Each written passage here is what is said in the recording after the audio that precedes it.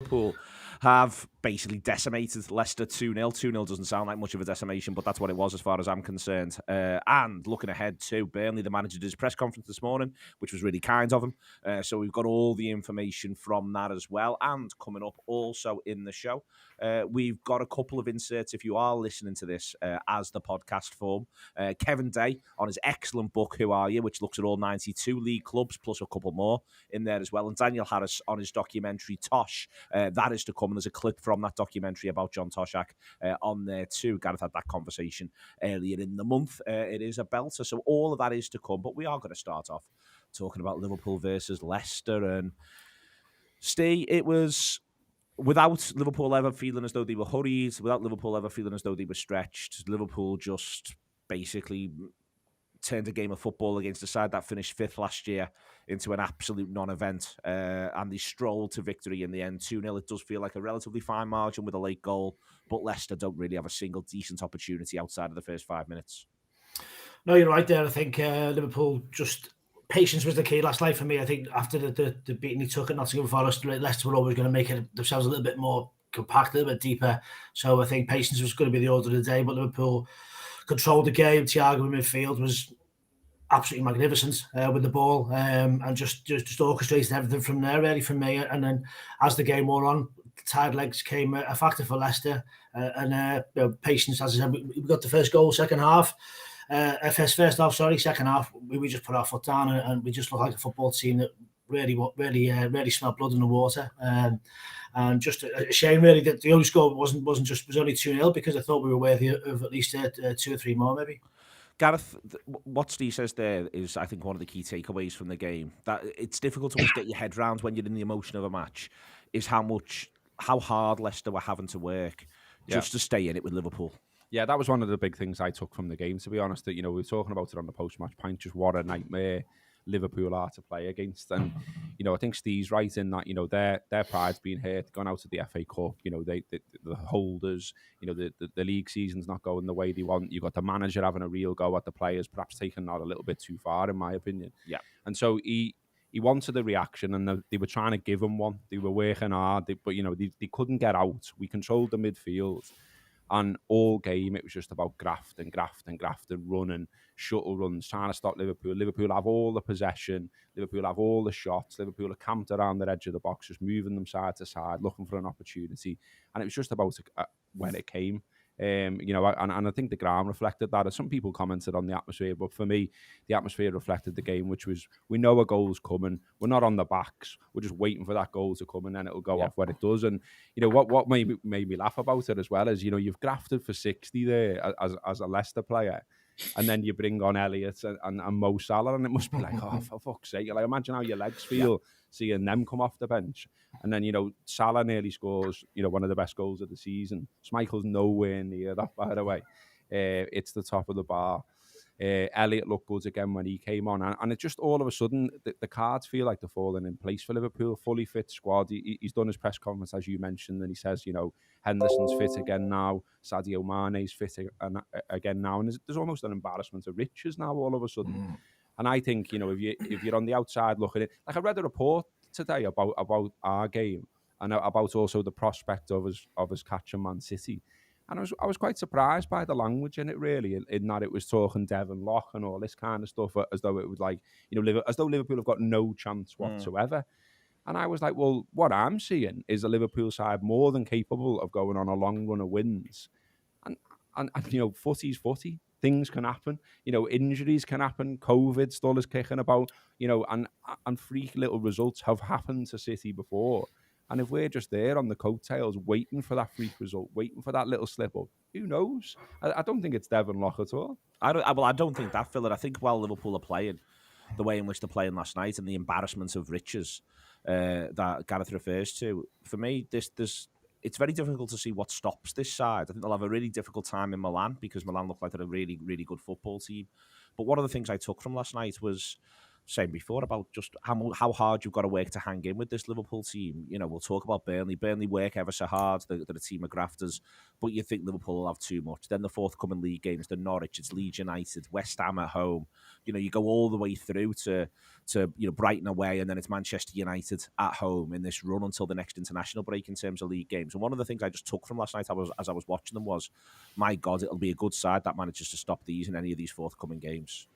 Yeah, I thought it was interesting. There was about a 5-10 minute period in the first sort of 20-25 where I thought it was going to be quite difficult because they were very aggressive on the front foot pressing. They were quite well organised. There wasn't much space at first, and then eventually we managed to get round them. And most of the teams are probably not going to have the players that Leicester had last night because they're in a bit of a mess, but they've still got very talented players. And Norwich's players aren't as good as them. Leeds' players aren't as good as them. Burnley's players aren't as good as them. And they're the next 3 league games, and 2 of them are at home. One of them's obviously away on Sunday, and you do look at the options we've got as well, that we can make a couple of changes, do a little bit different tactically. Like Elliott and Curtis Jones are obviously very different as midfielders. Like, for example, he played on the opposite side, basically, didn't he?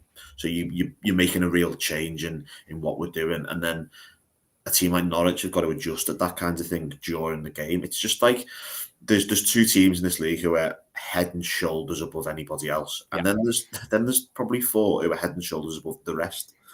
And then you've got to look at the drop off again, and it is really hard. There is a situation where we could get on a serious roll here, a genuine roll, and rattle off sort of 10-11 wins in a row. And I think we on now 3?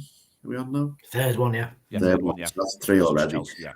Logically, the next 4 games, I think we should win, and then the 5th one's Brighton away. Now, Brighton are a team who are a bit of a problem for us, but if you can get to the other side of that Brighton away game and you've won all those games, you're in a serious position where, okay, you might have. We obviously, it's a weird situation, isn't it, with the game in hand, because we basically get the game in hand back, and then we lose it again. We lose it again straight away because of the League Cup final. So it's just up to all we've got to do is keep going. Why does Steve look like he's in prison? It's a great question. It's an absolutely brilliant question. What do you mean? Absolutely brilliant question. Honestly. In prison for what? You tell us, Steve. More questions than answers, I'm saying, on this one, as has just come up. Steve, you mentioned listen, I don't even think I said this last night on the post-match show. I don't think he's even one of the 3. Not one of my 3 top 3 for MOM is not Thiago Alcantara. That'll be the 2 centre halves and the lad who scores the goal. But my God, I'm desperate for him to start him against Burnley. It's not even a tactical thing. I just want to watch him play football again. It was just unbelievable. The way he kicks the ball, everything he does, it's just glorious. It really is. Every little move he makes is magic. Everything he does just turns me on. More jail references there, yeah. No, I agree with you, mate. He's a joy to watch. You can just see the difference in results. Look at the stats when he plays for us and when he doesn't play. It's just wins racked up everywhere.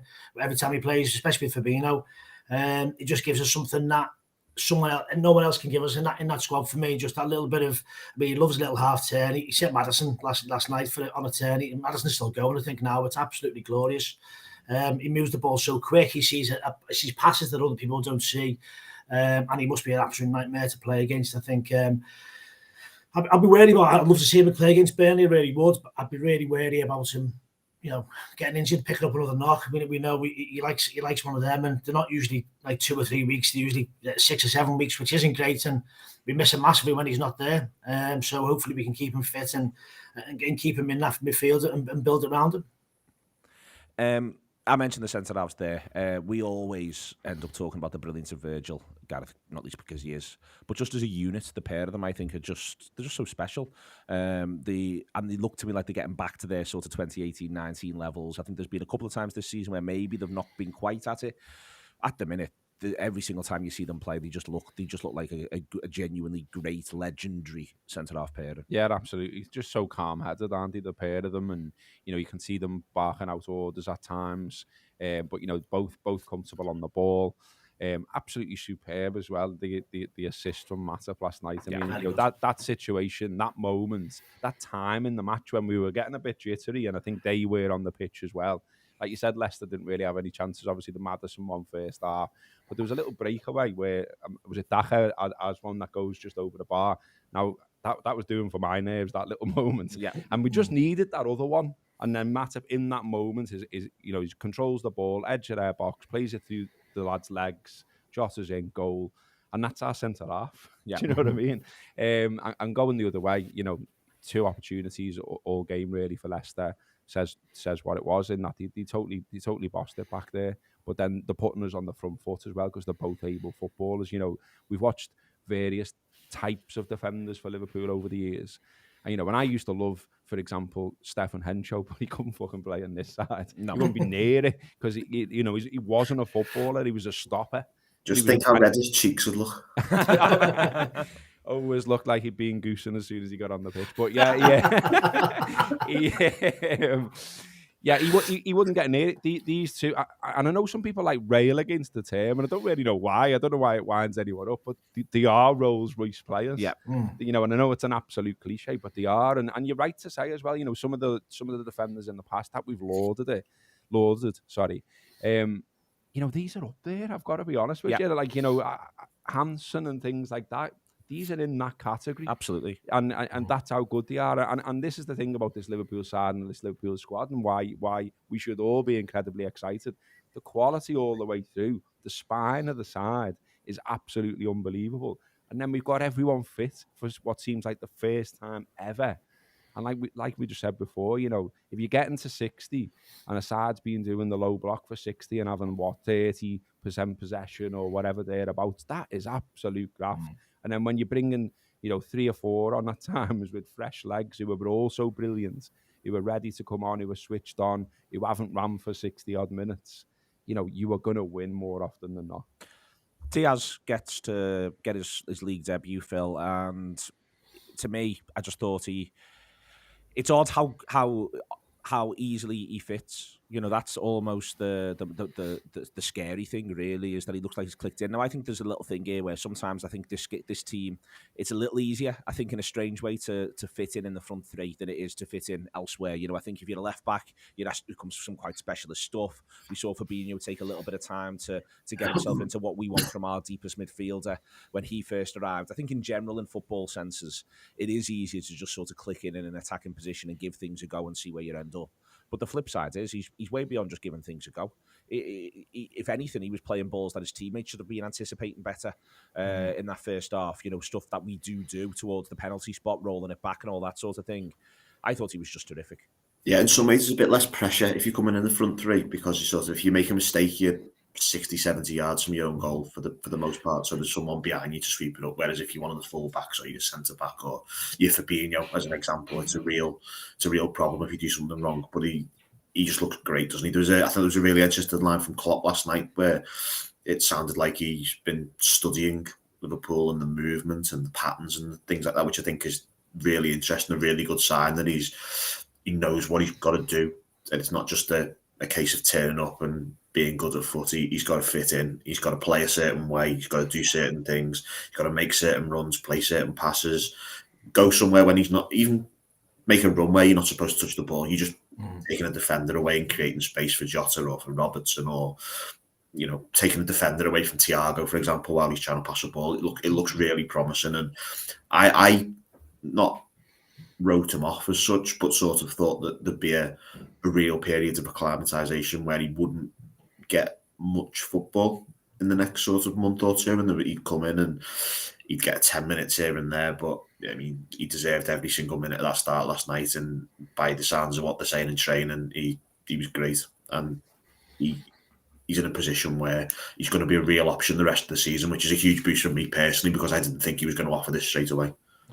What he's offering, Steve, is, you know, it is the idea now that Liverpool are picking 3 from 5, and then that'll be a rotational point, but it also will become a wider thing where it's 3 from 5, but that means you've got 2 to bring on if you want on 60. You know, you've got loads and loads of moves in there from a Liverpool point of view, and if they can all stay fresh and available, then it is exciting, and that's, you know, something else to take from last night. This is, you know, Firmino was having a bit of an off day. I think it wasn't just happening for him in a couple of patches, but it's absolutely fine because we can just take him off, and then we'll improve. Yeah, it's a superb Arsenal up top now. We were talking last night at the match, saying it gives the manager some good headaches. You know, he's got some really big names up there now, and I think getting Diaz in probably wasn't part of the plan in the January window, but obviously that the hand was forced by Spurs. But now he's here, and now he looks as good as he does. I mean, he was superb last night for me again. As you say, the biggest compliment you can pay him is he looked like he's played for this side for years and years. So I thought he might struggle a little bit with the physical side of things, but he was throwing tackles in, pushing people off the ball. He really, really impressed me. So, yeah, so I'm sure the manager wants these types of headaches as much as possible, but it's all about trying to keep them all happy now. And as long as they all buy into the idea of, you know, we're all going to get game time, we're all going to play. I mean, the games come thick and fast now every week. You know, just two a week now for the next, you know, God knows, 2-3 months, and so there's going to be opportunities for everyone to get some minutes in the legs, and it's all about trying to keep it and impress the manager. He looks like an arc. He does look like a narco, and I love that about him straight away. One of my concerns about him, you know, you're buying a lad called Noodle, and you're thinking, well, is he physically going to be able to cope with the Premier League? Don't know how thick the noodles are in Colombia, but he's got no worries there. I mean, he wasn't bothered by it. He was on the end of something at one point. He just got up and wasn't bothered. There was no like big, you know, histrionics rolling around or anything like that. And he put a great tackle in on the edge of the box, and I loved that moment. I was like, get in, lads, here we go. And like the lads have said already, and I think everyone's saying, and I think Klopp got asked about it as well. You know, Klopp said, yes, he does look like a Liverpool player, and yes, he's impressed in training. So it feels like, you know, this acclimatization period that we normally seem to have for signings, he's just not going to bother with that. Yeah, he's just going to step right in. And actually, there's actually an argument to say, well, he should be starting at the weekend and not Sadio. And I don't know how that'll go down with Sadio, by the way, because he doesn't look like a fella who takes that kind of thing well. No.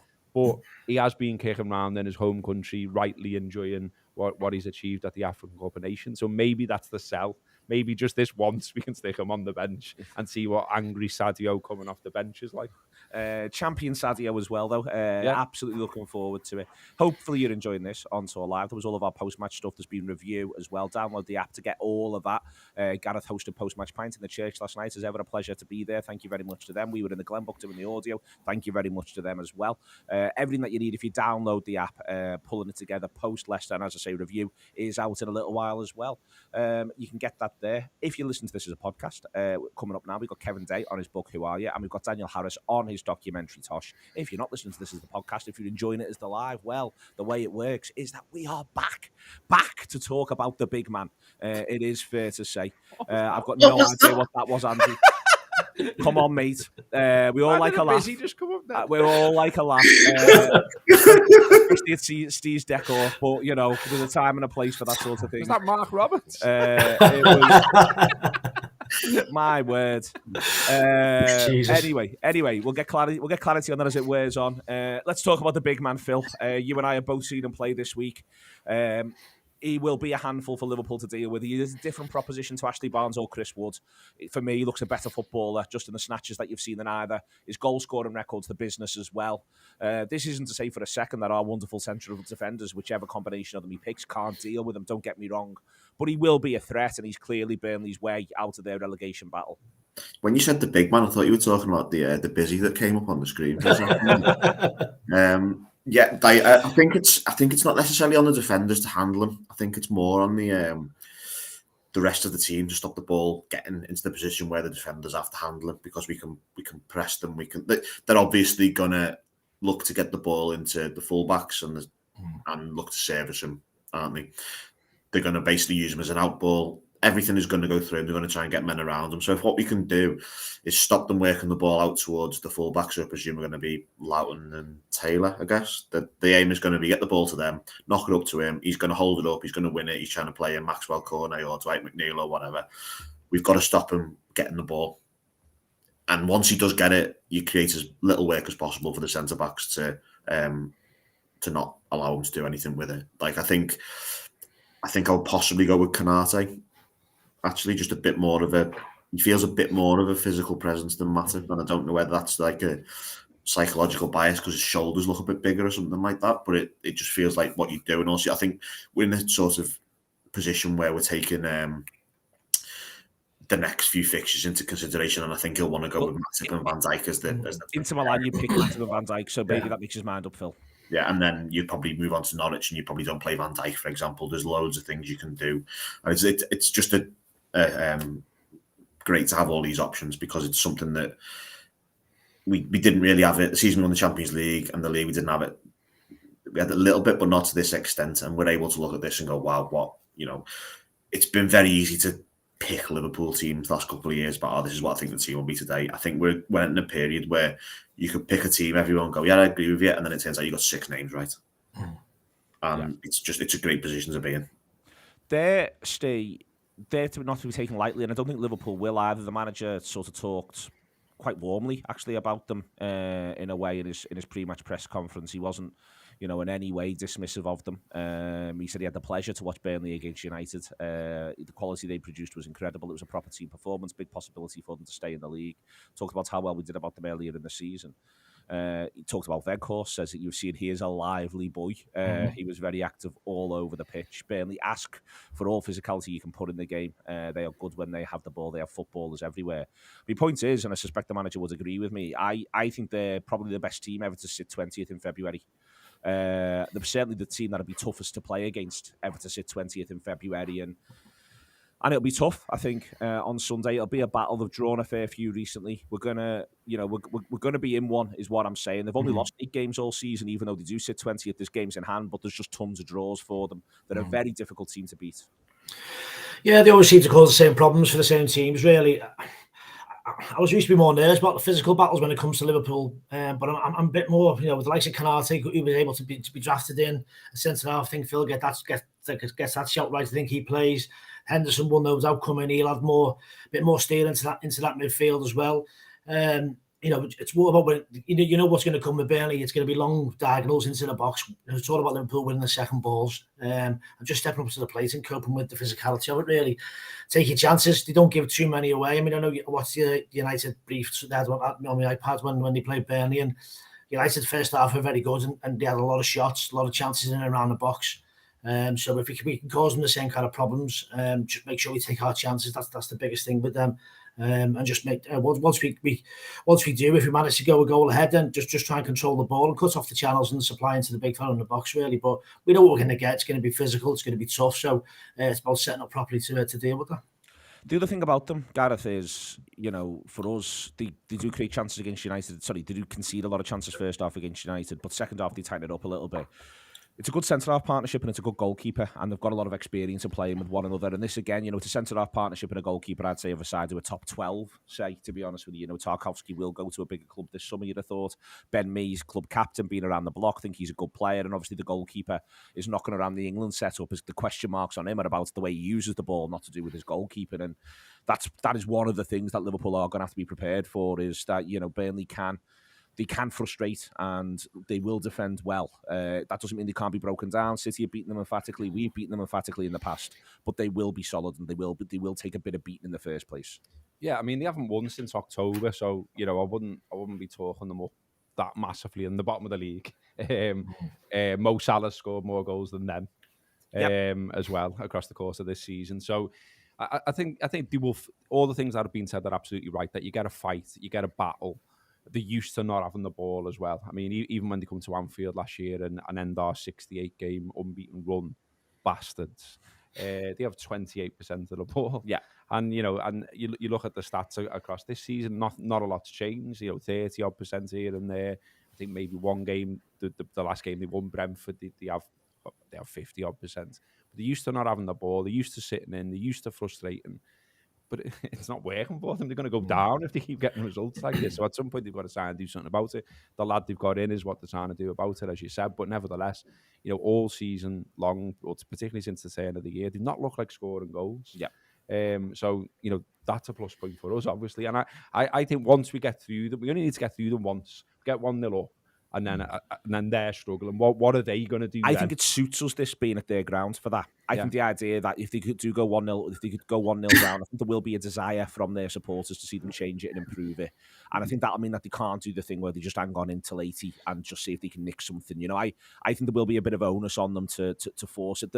Not that their supporters won't respect how good Liverpool are, but I think you can't do that, which I think Leicester were trying to do. Let's just get to injury time at only 1-0 and see if we can just make them nervous and get a bit of something. You can't do that at home, I don't think. No, and I don't think you can do it against us as well. But previously mentioned the amount of quality that is A, in the starting lineup and B, on the bench. So you've got to have a bit more about you than that. I think this is one of these fixtures as well where traditionally we worry about it, and perhaps we start to worry about it too much, really, because we won 6 of our last 7 away at Burnley. So whatever sign they had over us, or they're a bogey team, or all of that stuff that people say, well they're not. There's only a defeat in 2016, and aside from that, we've been doing pretty well going there, and they haven't changed a lot. No, So like, I think you're right to point out at times when I might bang on about previous games, you'll say, well, it's almost a different team now, or it's a different manager, or it's a different approach. It's not with them. It's exactly the same approach. On that, Phil, I think there's a thing that this manager does, and I think I think Leicester are actually a great example of it. This manager, this coaching setup, the people who are around him. Once he beats a side and works out how to beat a side, he's very good at keeping doing it. And I think that's one of the things I've seen with us versus Burnley. It's interesting the way in which he even phrased it today about, we probably put our best performance in ever, if you know what I mean, against this Burnley side. And as Gareth says, they don't change a great deal. The personnel will be a little bit different than we're used to, but I think that is quite an important sort of detail in this. Once the manager works out what the cheat code is for a team, he just keeps doing it over and over and over again until it stops working. You see this in games as well, and sort of it's quite often we take a bit of time to work a team out within a game, and then you get to 30 minutes and the sort of the 15 minutes before half time and the 15 minutes after half time have been historically quite big for us. I think the home game earlier in the season was on the verge of becoming a bit of a problem, if you remember it, and then we scored just as I was starting to worry they were frustrating us. So I think you don't want to get on in a position where you're at 60 minutes to still 0-0 against these. I think you need to get that goal early.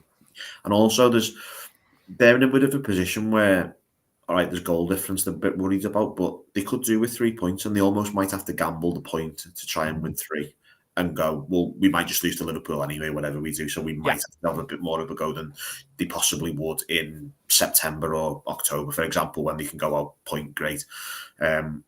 I just think it's quite interesting in how they do, but we should really be able to control them. We're just much better than them, aren't we? And you'd like to see Liverpool just dominate this from the off and make it comfortable and be able to make 3 substitutes second half of players who will want to keep fresh for the Wednesday, because everything we do on Sunday has got to have sort of Wednesday in the mind to some extent.